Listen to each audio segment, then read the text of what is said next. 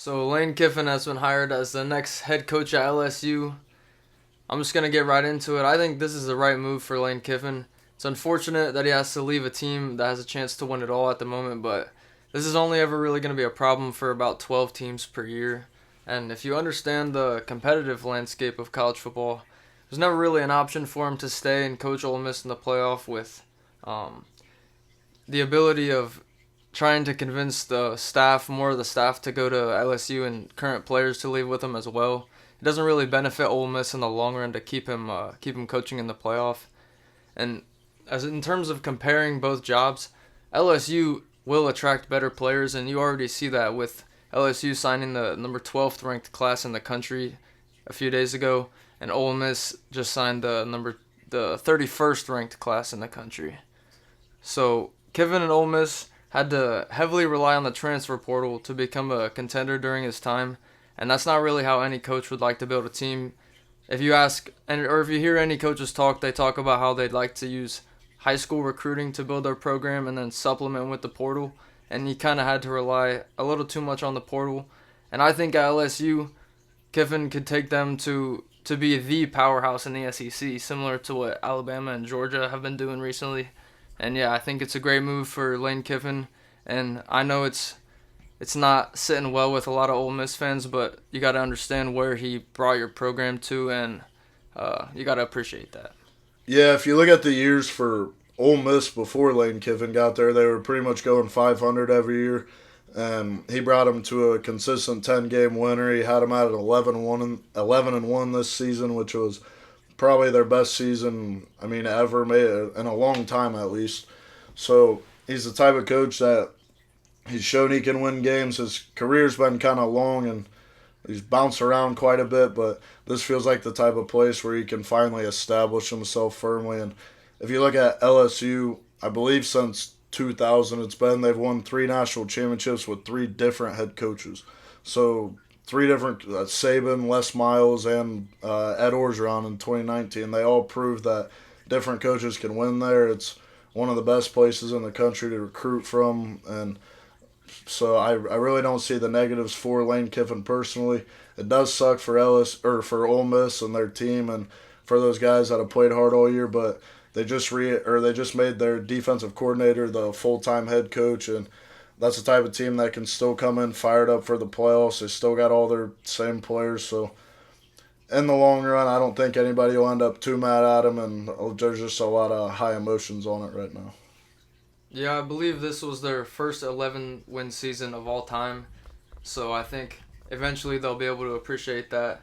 But there's another guy that just took a huge job, and that's John Summerall. He's the next head coach at Florida.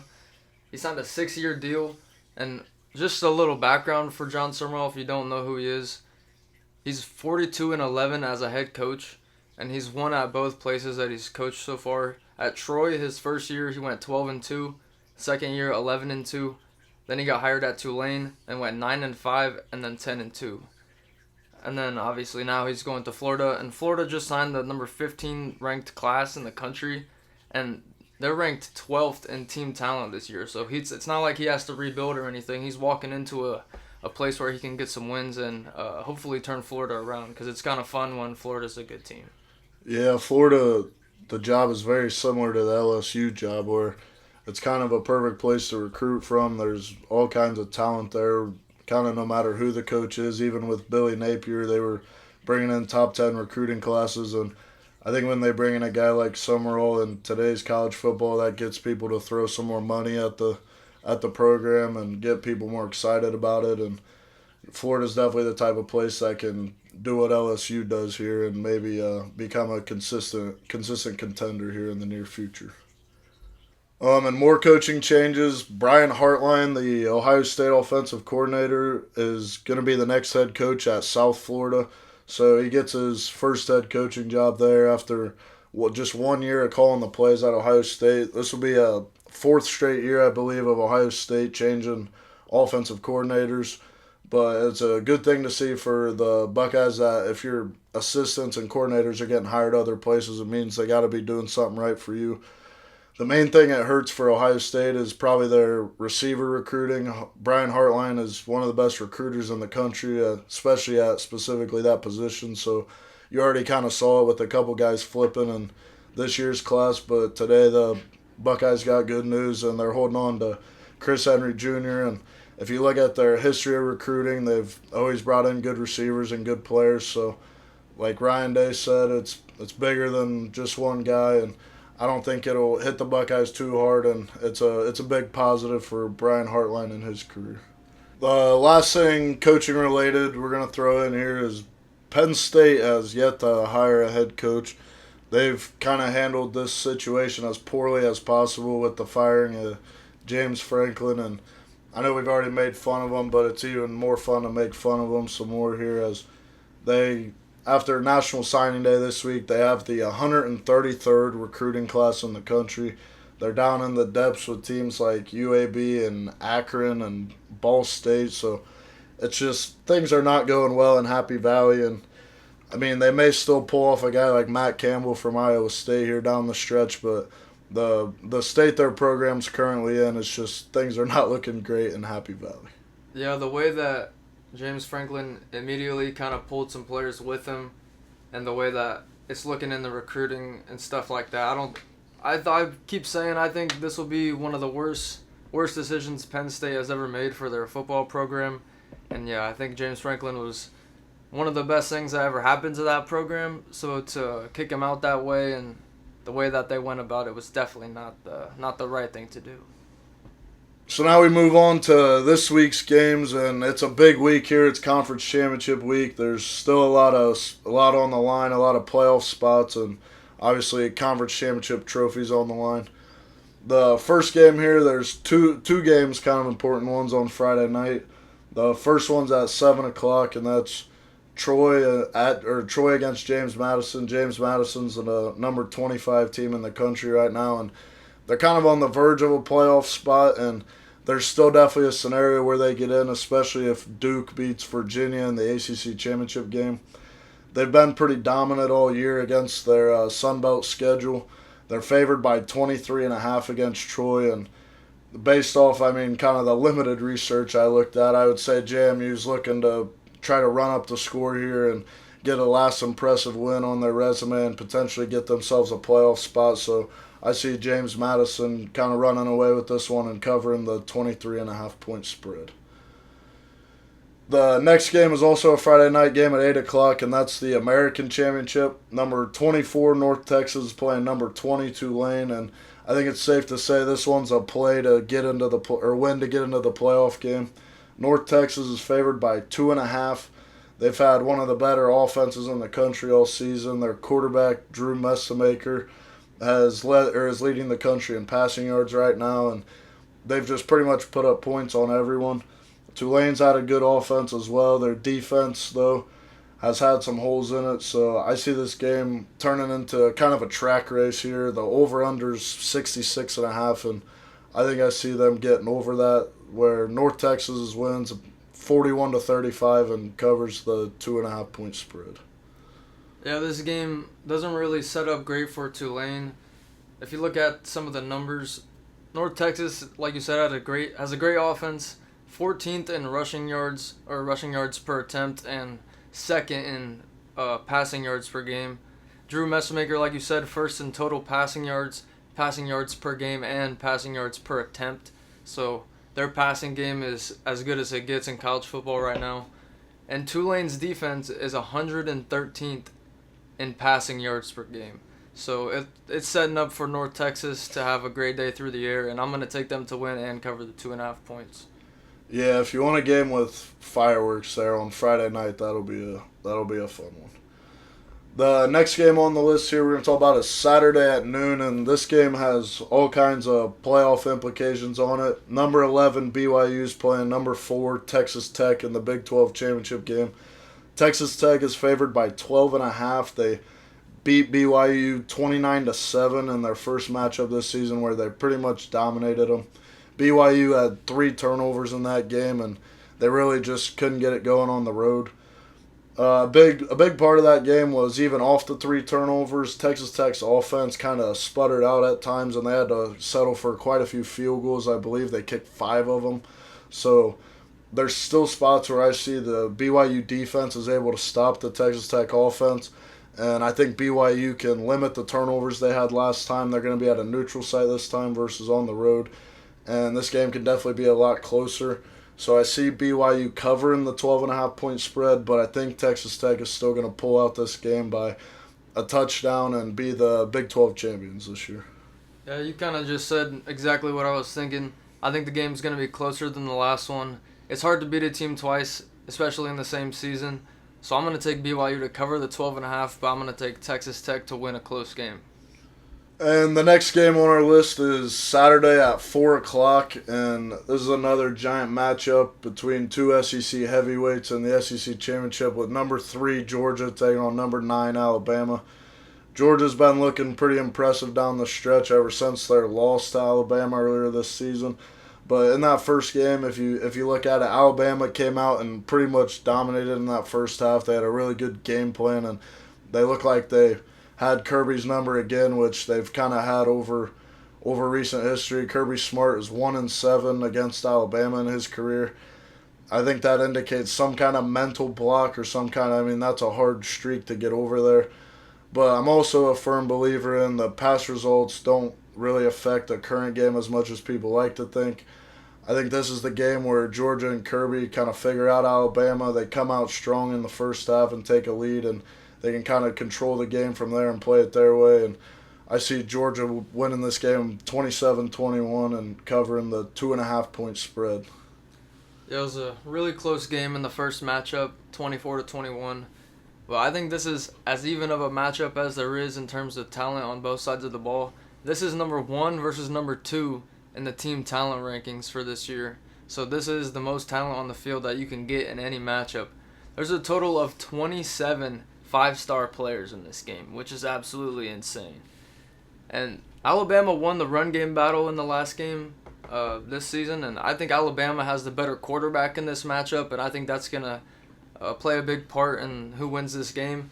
And I think Ty Simpson and Bama's receivers are going to have a big game and lead Alabama to another SEC championship. Another important conference championship game for the playoffs is one of the night games, and that's the ACC championship with Duke playing number 17 Virginia. This game's a little wacky. 7-5 Duke is in the ACC championship game, kind of with some weird tiebreaker rules they got going on there. Virginia won the regular season matchup with these two 34-17. They looked pretty much in control in that game, and they weren't. I believe Duke was the favorite in that game, and this time they're only favored by 3.5. I don't see that as being a big enough spread. I think Virginia sees the opportunity to clinch a playoff spot in front of them.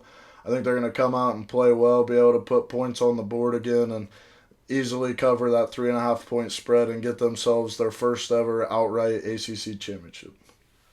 Yeah, in the last game, Virginia torched Duke for 316 passing and 224 rushing yards. And this was only 2 weeks ago, so it's not like these teams are completely different. They also held Duke to 1.8 yards per carry, and they also lost a turnover battle 2-1, and they won the game 34-17. So I see Virginia winning this game and covering, but Duke probably needs a turnover or two, plus a big day through the air from their talented quarterback Darian Mensah, who is one of those guys that if he has a huge day, he really can take over a game and could make it close by having a huge day on offense. But yeah, like I said, I see Virginia winning this game and covering. The last and final conference championship game is another 8 o'clock in the evening game on Saturday night, and that's number 2 Indiana playing number 1 Ohio State. They're both undefeated still. Ohio State's favored by 4.5 in this game, according to FanDuel right now.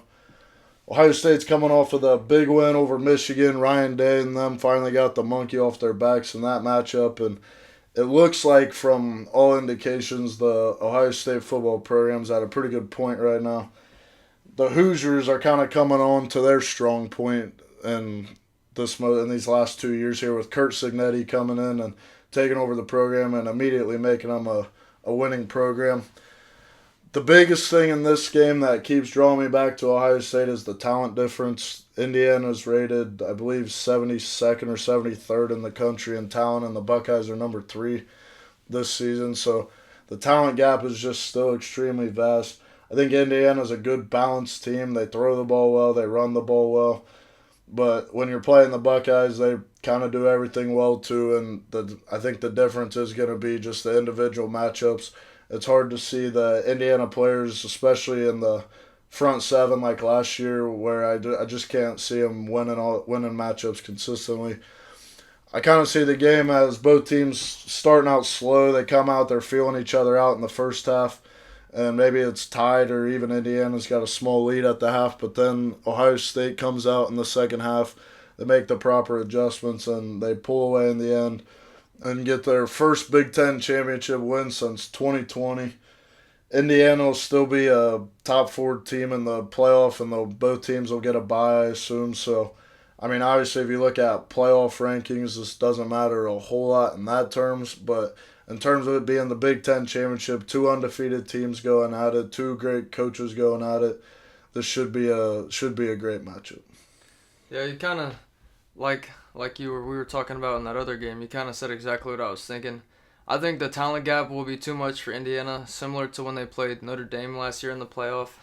And I've never seen a team play so far above expectations than Indiana this year. Like you said, 72nd in team talent ranking, and OSU is 3rd. I think it goes to show how good that Indiana coaching staff probably is. But I just think Ohio State is on a different level than maybe every other team in the country. But we'll find out Saturday. But I'm going to take Ohio State to win and cover the 4.5. So the last thing we're going to talk about here today is just some of the kind of wild playoff scenarios coming down the stretch, and has a lot to do with especially BYU, Notre Dame, and Miami there at the 10, 11, 12 spots. From the way I see it, there's 9 teams that have their spot pretty much sealed up. So really it's coming down to these final spots, or that final 10 seed spot, because the 11 and 12 are going to be taken by the either 2 group of 5 champs or the group of 5 champ and the ACC champ. So really the first kind of chaos scenario I would say is just BYU. I mean, that's not a lot of chaos, but BYU wins. They get in, and the Big 12 has 2 playoff spots, and then Notre Dame and Miami are both out. So if you're a Notre Dame fan, kind of the worst case scenario is BYU wins the Big 12 championship. There's another scenario where Texas Tech wins, and Texas Tech wins by blowout, so BYU moves down in the rankings, and then they're behind Miami.